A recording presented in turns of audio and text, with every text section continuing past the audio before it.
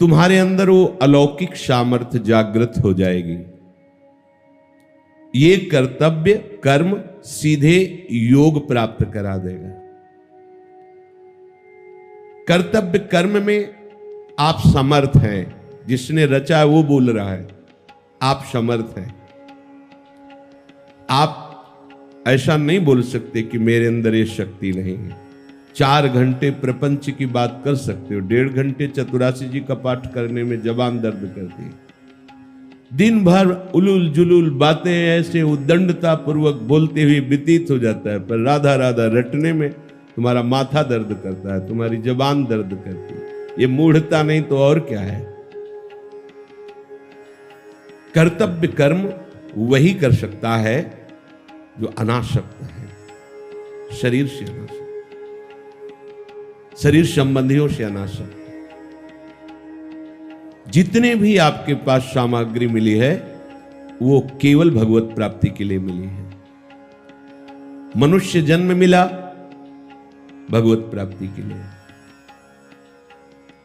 जहां आप जन्मे वो मकान, जमीन, वो संपत्ति, ये सामग्री आप लेके नहीं आए, आपको यहीं मिली है।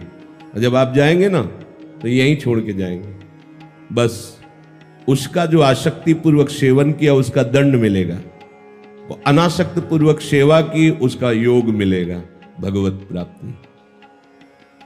कोई कह दे कि ये तो सब मेरी सामग्री में जैसे चाहूं बरतूं, इसमें किसी का क्या। देखो, जैसे आप किसी धन कमाने के लिए पढ़ लिख करके किसी कार्यालय में आप नौकरी करते हैं तो आपको वहां बढ़िया कुर्सी मिलती है, मेज मिलती है, आज के जमाने में लैपटॉप मिलता है, आप इससे काम कीजिए, बहुत सी सुविधाएं मिलती हैं। लेकिन वो आपकी नहीं है, आपको केवल कार्य करने के लिए मिली। और आप सम्यक कार्य कर लेंगे तो उसका परिणाम आपको वेतन मिलेगा। ऐसे ही ये मनुष्य शरीर, धन, मकान, शरीर संबंधी भोग सामग्री, ये आपको भगवत प्रीत्यर्थ कर्म करने के लिए मिली, आपकी नहीं है। आप लाए नहीं है, आप ले नहीं जाएंगे। कार्यालय से आप सामग्री उठा के नहीं ले जा सकते, गार्ड है तुरंत रोक देगा। कैसे आप, ये कैसे, ये चोरी होगी और उसका दंड मिलेगा आपको। आप वहां कार्य कर सकते हैं, सफलतापूर्वक कार्य करने पर आपके पद का उन्नति होगी, आपका वेतन बढ़ेगा। और अगर आप वो सामग्री बटोर कर घर ले जाने की चेष्टा करें तो आप चोर हो जाओगे, आप बंदी बना लिए जाओगे, आपकी अवनति हो जाएगी, वेतन कट जाएगा। ऐसे ही हमें जो सामग्री मिली उसे यदि हम अपना मान करके भोगते हैं, अपने लिए कर्म करते हैं, तो आपका वेतन कट जाएगा। वेतन है योग, कर्म योग। योग का तात्पर्य होता है परमात्मा स्वरूप का अनुभव। आप भगवत प्राप्ति नहीं कर पाएंगे। उसी सामग्री को कार्यालय की मान करके, जैसे वो एक वेतन सेवी संपूर्णतः बुद्धि लगाकर कार्य करता है।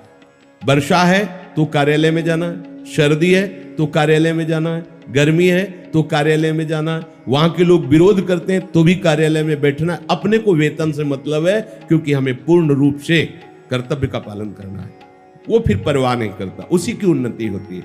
ऐसे कोई हमारी निंदा करे, परिवार के जन विरोध करें, हमसे सामग्री छीन ली जाए या और सामग्री बढ़ा दी जाए, हमें जो कार्य मिला है उस पर हम धोखेबाजी नहीं कर सकते।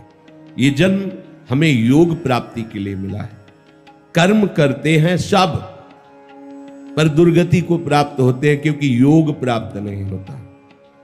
अपना मानकर अपने लिए भोग सामग्रियों का व्यय करना, भोग सामग्रियों को भोगना और भोगते भोगते तृष्णा, कामना, वासना में पूरा जीवन व्यतीत कर देना, ये दुर्गति का कर्म है।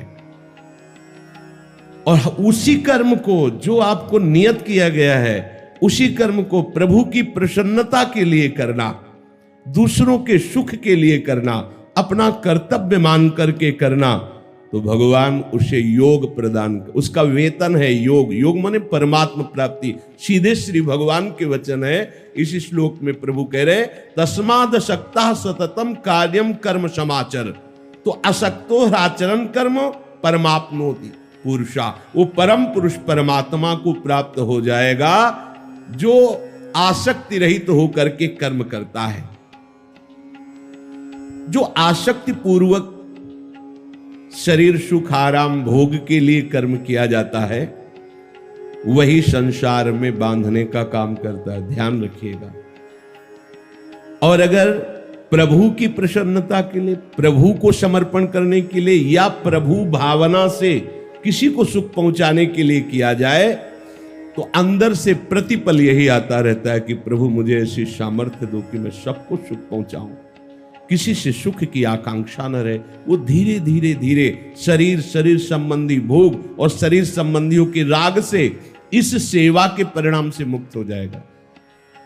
कोई भी कर्म करते समय कर्तृत्वाभिमान रहता है, जब तक कर्तृत्वाभिमान रहता है तब तक योग नहीं हो सकता। सेवा ऐसा धर्म है कि कर्तृत्वाभिमान का पहले नाश करता है। सेवा, किसी की भी सेवा, सौभाग्य मनाओ जिसको सेवा मिल गई है किसी की, वो तुम्हारा प्रभु ही है, तुम्हारा उद्धार करने के लिए परम कर्म योग प्रदान किया। सेवा धर्म ये कर्म योग है, ये केवल कर्म नहीं है, ये कर्म योग है। जो आसक्त होता है वो सेवा कर ही नहीं सकता। पूर्व प्रसंग में जैसे चल रहा था कल की चर्चा में, श्री रैदास जी गुरु रामानंदाचार्य के प्रताप से ये जानते थे कि परहित सरिस धर्म नहीं भाई। यदि दूसरे की हित की भावना से कार्य किया जाए तो इससे बड़ा कोई धर्म नहीं है। और उसमें भी भगवत प्रेमी महात्माओं की सेवा की जाए फिर क्या कहना है। ये तो साक्षात भगवान को प्रसन्न करने का अचूक उपाय है। संत सेवा प्रभु को प्रसन्न करने का, क्या प्रभु को अधीन करने का अचूक उपाय। अब अगर यहां थोड़ी भी आसक्ति होती श्री रैदास जी में तो अश्रद्धा हो जाती प्रभु पे। देखिए, मैंने तो बाद में हम ही को संपत्ति मिलेगी क्योंकि मैं उनका बेटा अकेला हूं। उसी संपत्ति का प्रयोग भक्तों की सेवा में किया और परिणाम क्या मिला? घर से निकाल दिया गया। परिणाम क्या मिला? सारी सुविधाएं छीन ली गई। एक छप्पर डालकर बाहर रहते हैं, मजदूरी करके हमें पेट पालना पड़ रहा है। देखो, अगर थोड़ी भी आसक्ति शरीर में होती, सुख आराम में होती, भोगों में होती तो अपने कर्तव्य के पालन में संशय हो जाता।